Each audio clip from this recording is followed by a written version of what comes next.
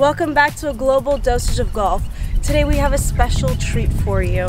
We're going to be highlighting women's golf in Egypt. Alright, we are at the Allegria golf course on hole number 2. It's a stroke index 2 as well. And it's pretty tough. It's a par 5.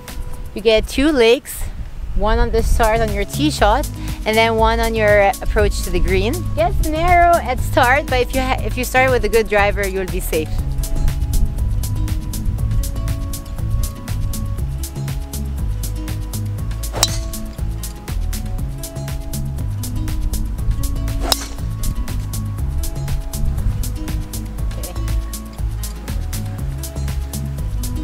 Alright, we both got a good start.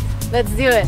So I did mention that we're playing with Naela El Attar. Yes. Who is the first Egyptian to have a PGA classification. It was funny because that was a dream since I was a little kid. I told my parents I wanted to be a golf professional. I wasn't sure what golf professional is gonna do, but it's a big industry, and I started as a professional golfer competing and living in the States. I started teaching Stephanie, and I'm so passionate about the golf swing and the technical side of it, and how the golf industry can be so diverse, from course management to golf course design, and I was really passionate about all this. And of course the next step was to finish my PGA certificate.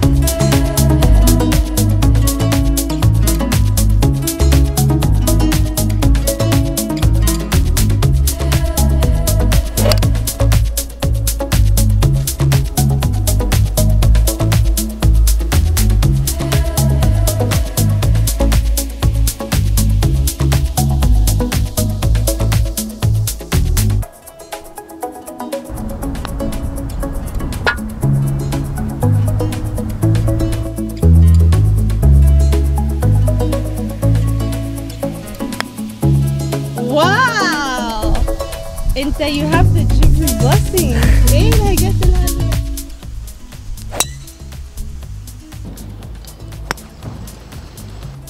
I know across the golf industry, you know, it's a man-dominated sport.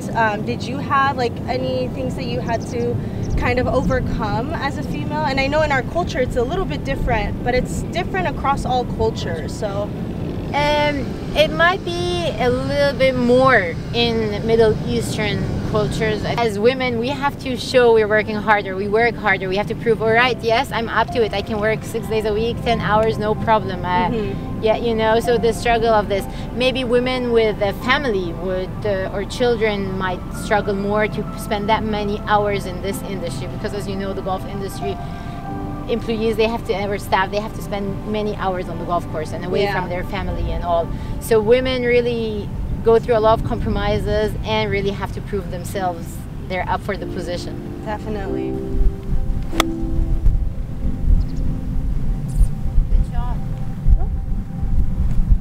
Wow, these fairways are so crispy. They're good. Yeah.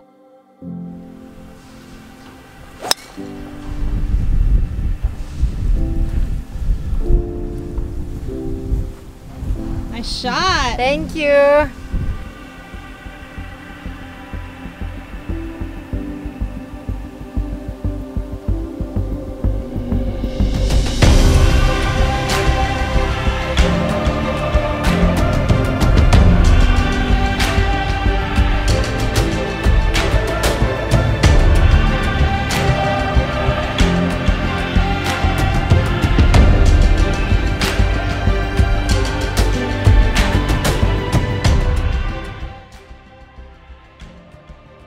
I was talking with my mom about, there was different ways I was saying yani go in the hole bil Arabi. Yes. But like, how do you officially say it? Like, now this is an interesting story. My dad, he before he got sick and passed away, he was a lot in contact with the RNA, because he was the vice president of the Egyptian Golf Federation, and with the RNA, they contacted him to help them translate the rules book into Arabic.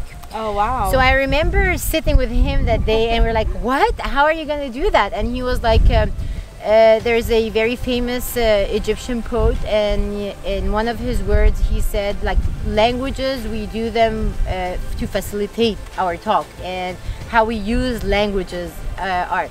But when you're taking a language like the golf terminology, like bunkers or the hole or the flag, there are certain terminology that are international for the game. Okay. So if I'm, so he said when we were translating the rules book, you have many words in Arabic, but the golf terminologies, certain golf terminology just held their name, you know, as a bunker or a hole. So if I say get it in the hole in Arabic, ممكن أقول دخلت جوه الهول. So I end up saying the translation, but I end up saying the hole as well. So مش حفرة.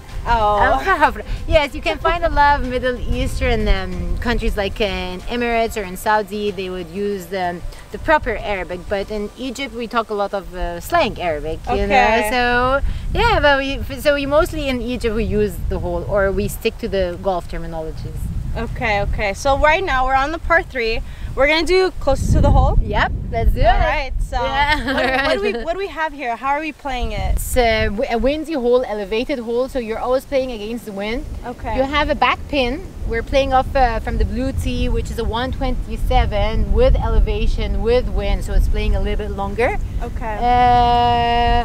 We'll see. It's not an easy hole for the nearest to the pin. That's a good challenge. يلا let's do it. نشوف اللي يحصل. Yes.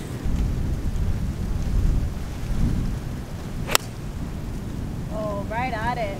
You gotta get there. Nice. Very nice. Good shot. Very nice shot. All right, I'm gonna go with an 8-iron here. I'm gonna need all of it.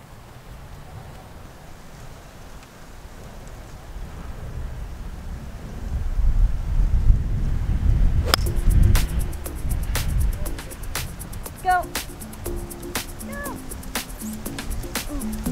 Naela, you got that one. Kiss a bit.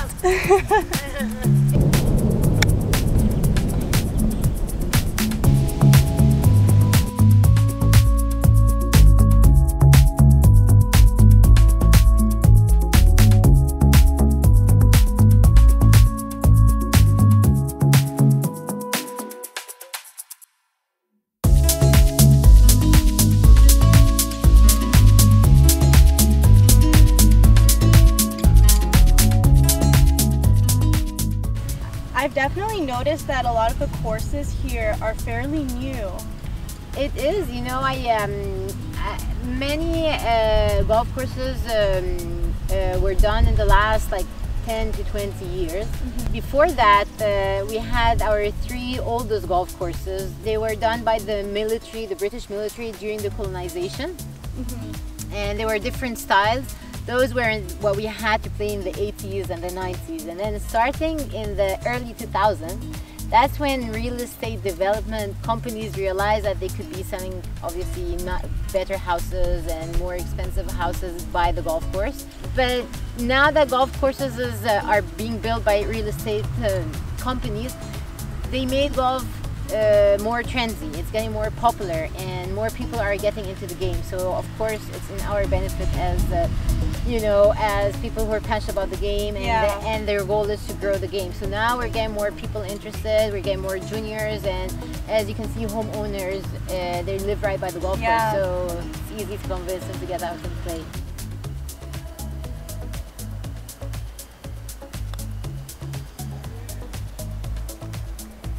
Yeah. So this golf course, this Greg Norman design, the rolling hills are just beautiful. I mean, yeah, the tees are very elevated and the greens are very undulated, but wow, like it is definitely a course to play. Can't get enough of it.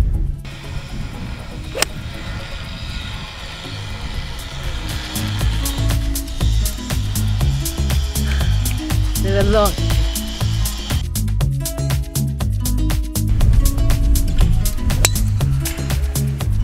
I'm gonna put it in the hole. Put it in the hole.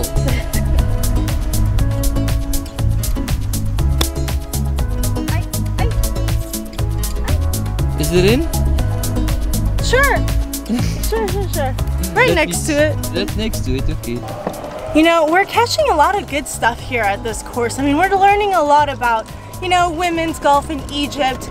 You can see that it goes across all of the golf communities, like all over the world, you know, these trends, and you know, it's good you see that like in each culture that we visit, just across the cultures.